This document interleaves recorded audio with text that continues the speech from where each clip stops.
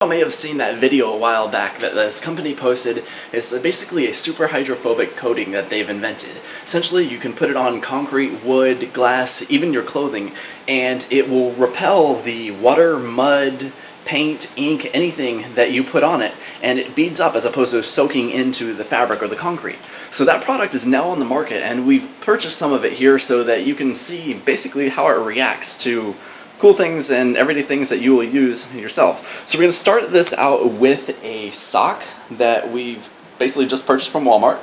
This here is a regular uncoated sock. So we're going to put this under a sink and I'll show you how this reacts.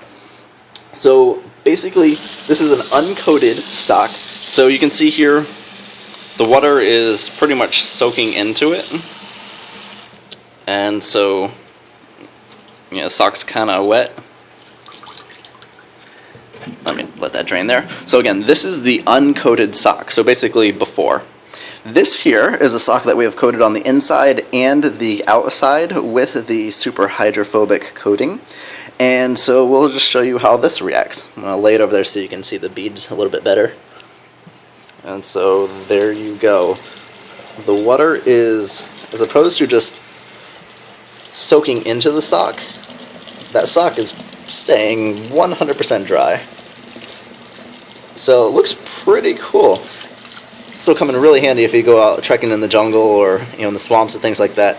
As you can see on the toe there, I didn't soak that or didn't put the coating in that much in that area. But overall, this sock is pretty dry, even though my hand's not. So hold on one second and I'll get you some more stuff. So right here we have a shoe. This here is the untreated shoe, and this here is the treated shoe.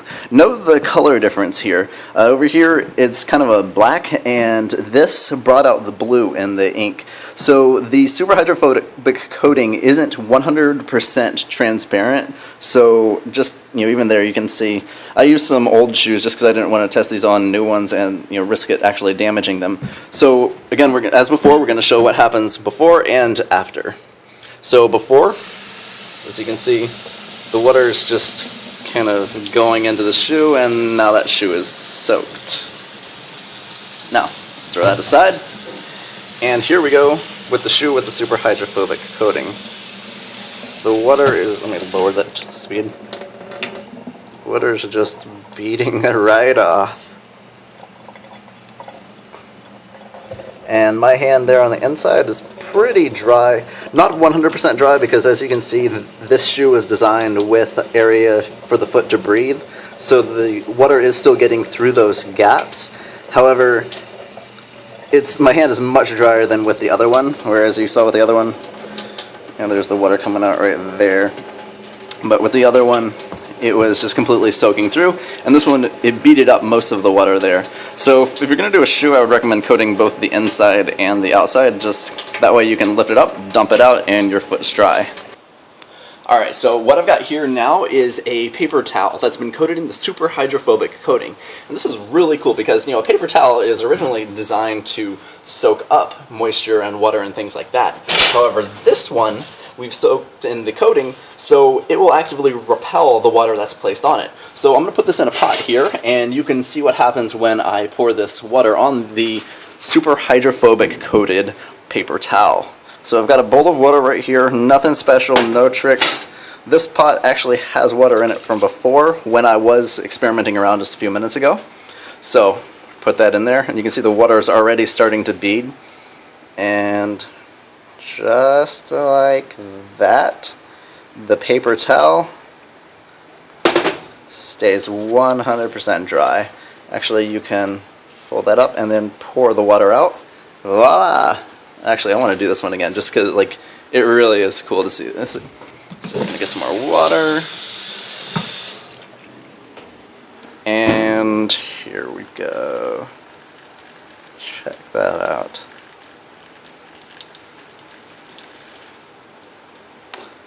So, completely dry, and so as you can see over there compared to the regular paper towels, didn't really change the color much. If you hold this up to the light, you can kind of see how it looks a little bit stiffer, and you can kind of hear it feels different. It feels kind of like a light grain sandpaper though. So moving on, I'm going to go grab some more stuff and I'll show you in just a second. Alright, so now we're outside, and I've put this on a little bit of wood so you can see what happens when you pour this on some wood. So I got my trusty UCF water bottle here, and we're going to show you right now. So this area is the area that we treated. As you can see, it's kind of the milky color, so like I said, it's not 100% transparent. And this is regular wood. That was where I was messing around earlier, so ignore that. So, right here we're going to pour the water on the untreated area. So you can see it just kind of, puddling up right there. Now this here is the treated area, and we're pouring the water, and untreated, treated, untreated, treated. This is pretty cool there. So, got a few more things, so bear with me. Alright, so I'm not sure how this one's going to work, but we just got a regular paper bag here from Jason's Deli. Nothing fancy, no plastic coating on the inside, as comes with some deli bags. But as you can see here, we coat it, and so it does have that slightly milky hue to it, especially here on the bottom. I coated the bottom a few times just to make sure that it would hold. I'm not sure how this will hold up, but this is going to be an experiment here on camera. So, we put this under the water. We're filling it up. As you can see, it's starting to bead on the side there.